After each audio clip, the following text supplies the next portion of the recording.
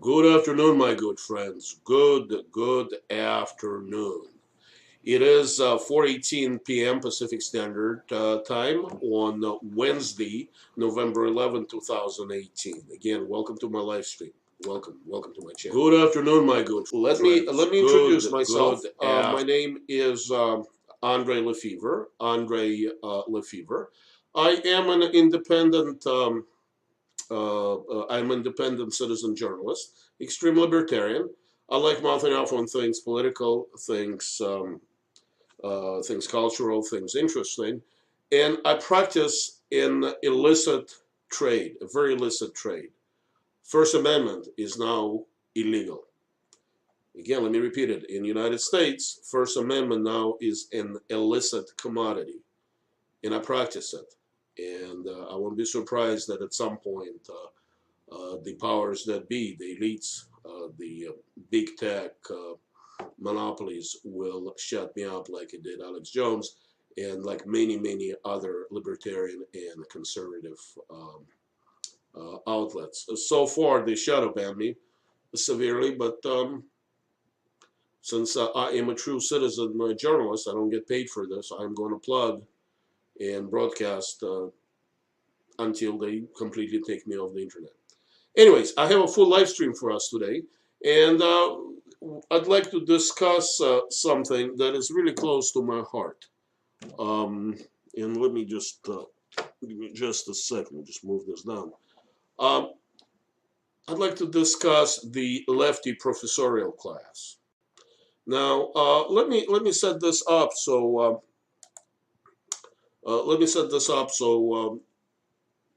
we understand what I'm talking about. We have a ruling class. It's a small cadre of trust fund kids. In the United States, those primarily men are born into the hereditary wealth. They go to the prestigious universities. They rarely hold any official position within the government, but because they have the money and actually they control the banking system, they manufacture money for themselves, they control our political process. They are served by the millions of the university professorial staff. Most of them are tenured professors. Also, who went to who don't come from families that are as wealthy and as powerful as they are, but they aspire to be them. They are their minions. They're lefties. They're Marxists. They live in a redistributive economy. They don't make anything. They serve. They advance through their career by kissing ass of the person who makes those decisions. They're not used to independent thinking. Forget tenure. That does not exist. The idea of tenure was to make professors independent. Uh, that changed in the 50s. That went away. Independence of the professorial class went away several generations ago. Tenure only means is that it's a carrot that the powers that be hold in front of the would-be professors to toe the Marxist lefty line. Uh, Lefty professors are an arrogant bunch. They brought us some of the unscientific ideas such as transgender, an idea that anybody, that I can decide today that I'm a female and therefore I will be a woman. Or any woman who was born a woman biologically, one day can decide that she's a man and she'll become a man. It leads to tremendous abuse, especially of women. You have MMA transgender fighters who are genetically men who are absolutely physically devastating genetic women. You have girls who are robbed of their athletic achievements because biological boys who claim to be genetic boys who claim to be psychologically female are allowed to compete and they take the winnings and the medals. The biological men who say that are women are allowed in women's bathrooms, which basically leads the way for pedophiles to abuse and rape little girls. So those professorial ideas, those lefty professorial do a lot of damage. Now, let me back up a little bit, and let me talk about the elections first, and then I'm going to play you a couple of clips, and I'll give you some thoughts of what I think. We had elections not too long ago, as we all heard, and Democrats actually took a pretty good beating. They managed to squeeze razor-thin victory in the House of Representatives. There was massive voter fraud. Massive voter fraud. Remember, Democrat Party cannot win on the ideas. We, the American citizens, have rejected the Democrat ideas, the lefty professorial ideas, the collectivist ideas, the Marxist ideas of the equality of outcome rather than equality of opportunity. They used a very interesting tool. They simply want to replace us, the American middle class, who still rules this country on some level, at least on the electoral level, and they are slowly but surely replacing us with the illegal aliens. And that's the whole idea of those caravans that are tracking through Mexico from Central America, now parked not very far from where I am. I am not very far from downtown Los Angeles, about 12 miles, parked south of San Diego in Tijuana. And the reason it's a problem out there is because Donald Trump stopped letting anybody in. They simply decided to enforce the law. So it's a backlog now. So this is why they're crazy out there, and all the professorial types on the corporate controlled media are going nuts over it. But Donald Trump just doesn't want us, the American middle class, replaced with the people from the third world, whom Democrats can vote, quote unquote, for themselves, because these people don't understand American Constitution, don't understand American values, and simply want us, the American middle class, to slave for them and pay them welfare benefits. But going back to the massive voter fraud, I want to read you. This article, a portion of it. This is from News Target. Massive voter fraud underway across the country as Democrats steal elections in several states. Democrat candidates are managing to snatch victory from the jaws of defeat in number of states following 2018 midterms, as new ballots giving them leads in races they lost on Tuesday continue to be found. And this was posted on November 12th. In Arizona, Republican Martha McSally was ahead of crackback Democratic Republican Kristen Sinema Tuesday evening and into Wednesday morning. But now, thanks to ballots that will continue to trickle in, she's ahead by tens of thousands of votes.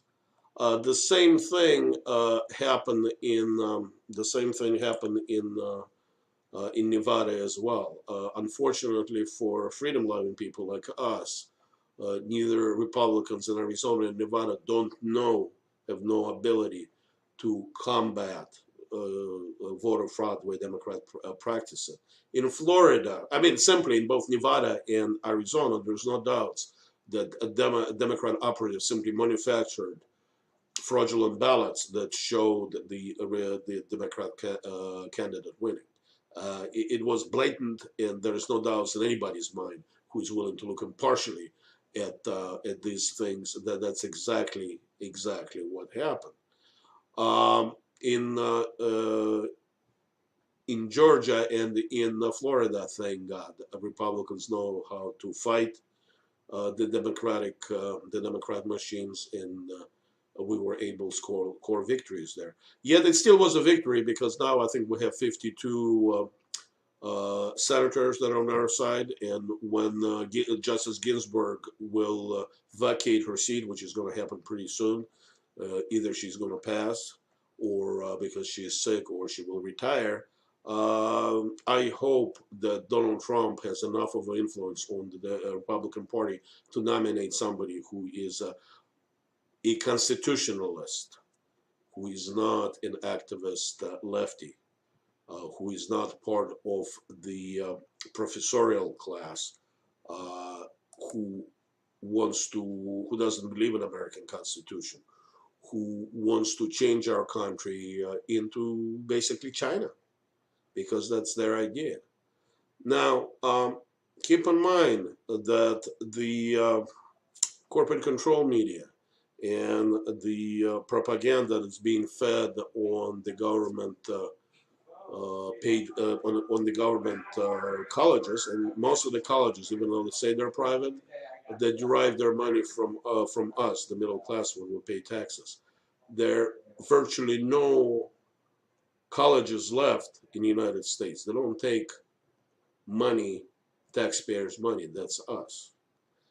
And the professorial class have grown fat and arrogant.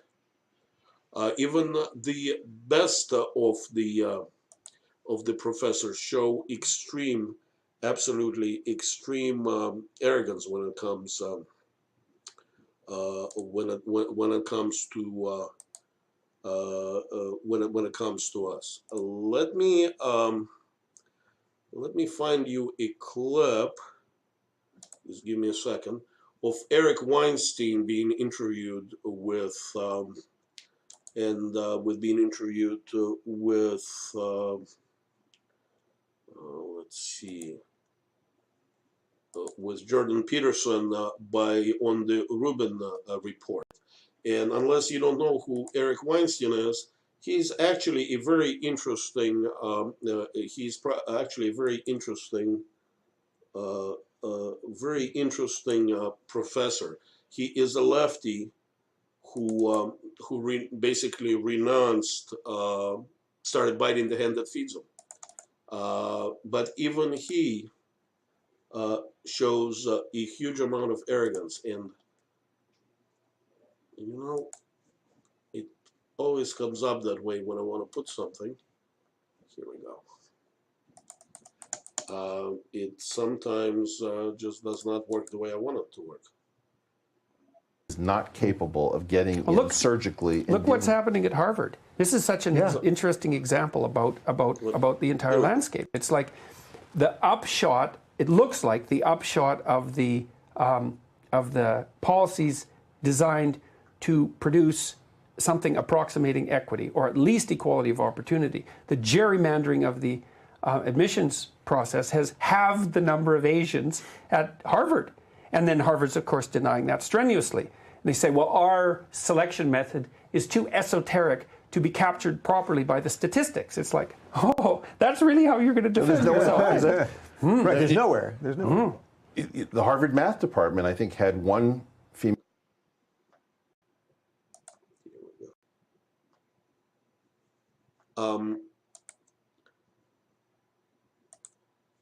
I apologize. There's always something going on, but that was Jordan Peterson speaking. Actually, I like Jordan Peterson. He does have some real life experience. I wanted to hear you what Eric Weinstein had to say. As much as I respect him, and he's a well-known mathematician, and he done quite well in some other academic. My team and I always had trouble managing our tasks until one of my colleagues found Monday.com. You can see the task owner, what the deadline has that professorial arrogance that really rubs me the wrong way, and I really wanted you to hear what he had to say. It's a full belief, even of this man who is well respected and who understands the way the system works. Of the policies designed to produce something approximating equity, or at least equality of opportunity. The gerrymandering of the admissions. And unfortunately, I'm running into some technical difficulties. But the whole idea is that we have the real conversation somewhere, and it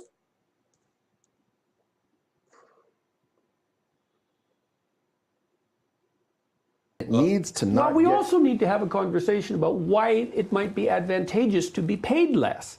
One of the reasons it's advantageous to be paid less is the demands are less on you. So if you have other things that you want to do with your life, then taking a job that pays less. This happens in law all the time, all the time. I worked as a consultant for legal companies, for law firms for 10 years with lots of high-end women. And I saw the same thing happen all the time.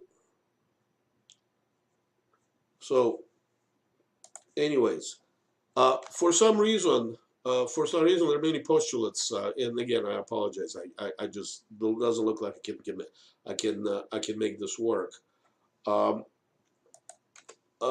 some reason, the professorial class thinks that they have somehow the right to dictate to what we do, we the middle class. Just because, and the law firms know this right to the core. Just because they're maybe experts in math, physics, or some other esoteric discipline, for some reason they feel entitled to tell us how to live our lives. And that sheer arrogance of the professorial class, I'm sure that led to the election of Donald Trump and to the creation of the Tea Party and of the MAGA movement.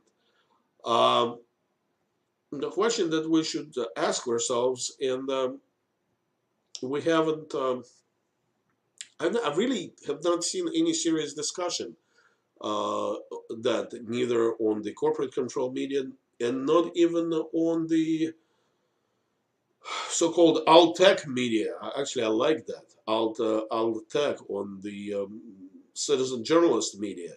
I have not heard a lot of discussion about what purpose do public universities pay. Why do we need to pay those billions of dollars to those institutions? Are they doing any good to our society? And this is a serious question. What are they producing? They're producing degrees like diploma mills of people who are in debt 50, 100,000, 200,000, $500,000 or $1 million for a PhD that simply are not employable afterwards. Why do we need them? Why anything that you want to learn to make good money, and I mean live 100,000 or more, you can actually learn on the internet. There are even internet-based law schools now. You can become a paralegal, and that's you can get a good technical education on that on the internet. You can learn many other things. Welders. One of I have a family that's involved in construction pretty heavily. I have a stepson who is a specialist contractor, and he makes well over $100,000, and he has barely a high school education. He never went to college. My son-in-law works with concrete. He makes, depending on the job he has, anywhere between $60 and $80 an hour. He owns his own home, and he's only 26. I can give you many other examples. There are car salesmen who pull tremendous amount of money. I personally know a young man who is 28, who is a general sales manager of a Ford franchise in California, and he probably pulls $200,000-300,000 a year, and he's 28. Insurance salesmen who bust their ass. You have quite a few entrepreneurs in other fields, computer programmers, IT people who own for themselves. They also make a great amount of money. And most of them did not go through the government-controlled, corporate-controlled, taxpayer education system. They made it because they had the brains and they had the drive. And the question that I think we should be asking ourselves, why do we, people who make middle-class money, they work very hard to maintain it, why do we need to support the professorial class? What purpose do they play in our society? And this is a question that I really didn't hear many people ask. What purpose do professors play? I can tell you what negative effect they have on our society. They come up with esoteric ideas that have no basis in science, like man-made climate change, transgender, things of that sort, and they forced lawmakers into changing laws that affect middle class negatively. Transgender just drives me up the wall. Those ideas are truly dangerous for children. In some of the liberal enclaves, such as Northern California and the Eastern Seaboard, the children, prepubescent children, are given puberty blockers because somehow the adults decided that those children were born, quote unquote, in the wrong body. To me, this is a severe child abuse, and the people that perpetrate these crimes on little children should be persecuted under the appropriate legal statutes. And all states have legal statutes against child abuse. Again, this is the ideas that originated by the professorial class. Now, keep in mind that the professorial class is a closed system. If you come up from outside, you have very little ability to penetrate it. To begin with, if you are either Asian or white, you have difficult time getting into the prestigious university because both Asians and whites are severely discriminated against in favor of people who are not Asian and white, unless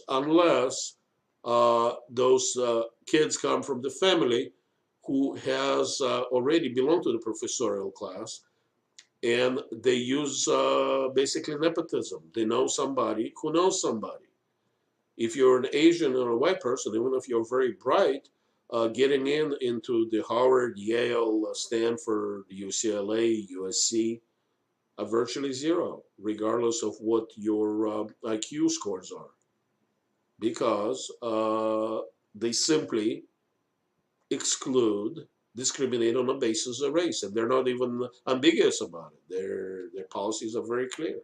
There's an interesting lawsuit pending against Howard, where a group of Asians, I believe it's a class action suit, is suing that school for discrimination against Asians. So again, I'm going to ask again, why do we need to support lefty professors? I don't want to shut them up. They're perfectly good about having their opinions. I'm perfectly okay with that. They can say whatever they want. It's a market of ideas. That's why we have the First Amendment. Yet they want to shut us up. They came up with some ridiculous censorship scheme, which could be put under the umbrella of hate speech, that nobody can really define what is a hate speech. Basically, it's a speech that the professorial class disagrees with. And when you try to shut somebody up, basically means you lost your argument, because if you're confident in your own theories and your own arguments, you would just beat us with your superior ideas. But they cannot, because they don't have superior ideas. So I really think that as a nation, I'm just a little guy. I am a citizen journalist. I have a full-time job. I take about an hour break during the day every so many days, and I mouth off on things that interest me. But this is the subject that really is ripe for us to discuss seriously. Why do we need to support the colleges of the professorial class? Most of them make over $100,000 a year. We have hordes of enforcers at colleges who enforce censorship and pretty much a fascist disregard towards American Constitution on campus. There's no freedom. There is no First Amendment, there's no Amendment, there's no Second Amendment, there's no Fourth Amendment on campuses. Due process does not exist on campuses. Routinely, students who are accused of sexual harassment or rape are basically put through the star chamber trial. But individually, sometimes those students win court cases. I think we need to have a solution. And my solution is really simple. We need to simply abolish taxpayer support for the higher education. And I can hear people say, well, then we'll have dumb people. I say, no. Look at Jordan Peterson. Even though he's not an American, he was discriminated.